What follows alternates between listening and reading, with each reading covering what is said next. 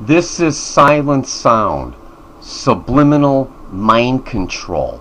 This is how it works, very simply broken down. In step 1, the unit on the top produces a steady tone near the high end of the hearing range, say about 15,000 hertz.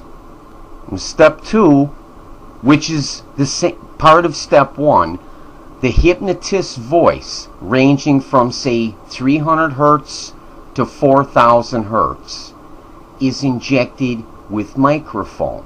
In 3, you see the steady tone at 15,000 hertz, accompanied by the hypnotist's voice from 300 hertz to 4,000 hertz, passes into a frequency modulator.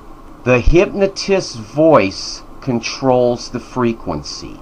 Here in 4, you see the output from the frequency modulator, which is that steady tone coupled with the hypnotist's voice, pass through the frequency modulator.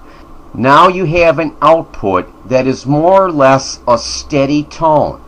That's like tinnitus, ringing in the ears, but only with hypnosis embedded.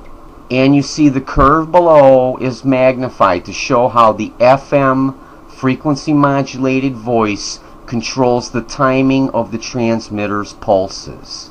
Here in 5, you see the transmitter itself. Each vertical line is one short pulse of microwave signal at a frequency to which the human brain is sensitive. Then the brain converts the train of microwave pulses back to an inaudible voice. Timing of each microwave pulse is controlled by each downslope crossing of the voice. That is Sharp's original 1974 method. Here in 6, you see the total output of the system going into your brain. And no, there is no conscious defense possible against this silent sound hypnosis. This was doable in 1974. This is not science fiction. This is science fact. Google it. You will see that there have been patents issued for this technology. It's a patented process. It's real.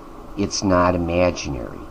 This is just the tip of the iceberg of what's being done to people in the United States and in other countries. The United States is the biggest offender, the biggest perpetrator of this evil mind control technology. Google it for yourself. Now I want to give thanks to Eleanor White for all her work over the years exposing this evil technology. For more information, check out my video, Silent Sound Weapon in Organized Stalking of U.S. Citizens with DEWs, Directed Energy Weapons.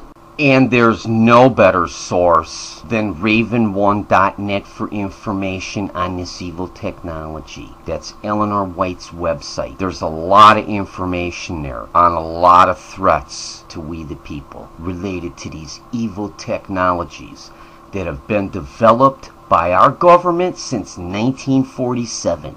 This is very real.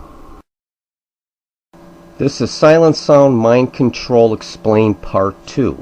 Use of recorded brain waves instead of a hypnotist's voice. In Silent Sound Mind Control Explained, we learn that a patented mind control device exists that can inject a hypnotist's voice into a microwave broadcast. And then the embedded hypnotist's instructions are transmitted via microwave hearing directly into the brain of an unsuspecting human.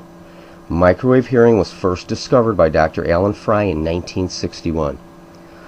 The patent for silent sound, U.S. Patent 5159703, issued October 27, 1992, states that the carrier frequencies used for silent sound subliminal mind control can be transmitted in real time or recorded and stored on mechanical, magnetic, or optical media for delayed or repeated transmission to the unsuspecting human. The patent also states that many modifications and variations of silent sound mind control are possible. The real-time transmission spoken of in the patent is the hypnotist's voice, as shown in the video Silent Sound Mind Control explained.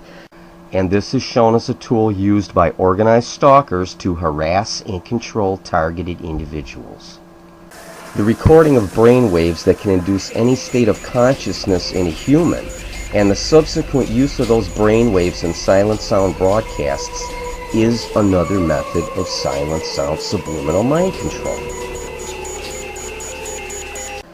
In U.S. Patent 5356368, method of an apparatus for inducing desired states of consciousness, issued October 18, 1994, frequency following response, or FFR, is used to take pre-recorded brain waves of specific levels of consciousness and transmit them into the brain of an unsuspecting human via microwave transmission.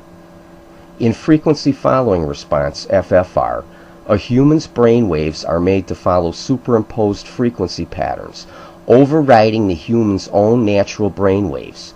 As a result, the human's thoughts are not his own, and behavior modification is achieved using this method. In other words, by studying the subtle characteristic brainwave patterns that occur when the subject experiences a particular emotion, scientists have been able to identify the concomitant brainwave pattern and can now duplicate it. These modified emotion signature clusters can then be broadcast over UHF carrier frequencies, i.e. regular TV and radio signals, and sent directly into the brain, where they can then silently trigger the same basic emotion in another human being. In other words, if the emotional signature cluster for, say, a feeling of hopelessness and despair is being fed directly into your brain via unseen radio waves, you will feel those emotions. So frequency following response applied to humans via silent sound subliminal mind control is one of the ways that the entire human population of the planet can be controlled via microwave signals broadcast over TV, radio, satellite, and other broadcast means. It's real. What Dr. Persinger is saying is that virtually any mental state can be artificially injected into a human brain from an exterior source. The most frightening thing is that the means for doing this already exists in a fully operational form on a worldwide basis. Quote, "The power levels for these amplitudes are similar to those associated with the signals generated globally by radio and communication system. Within the last 2 decades, a potential has emerged which was improbable, but which is now marginally feasible. This potential is the technical capability to influence directly the major portion of the approximately 6 billion brains of the human species by generating neural information within a physical medium within which all members of the species are immersed." Unquote. Dr. Persinger's message, minus the jargon, is that the entire human race can be controlled through the use of electromagnetic influence piggyback on television and radio networks or other technological means. Effectively, all consciousness is due to electromagnetic patterns generated within the brain. What we do is imitate what the brain normally does and apply it experimentally. Where are these thoughts coming from? Those thoughts came from the Neuroscience Laboratory at Laurentian University in Sudbury, Ontario.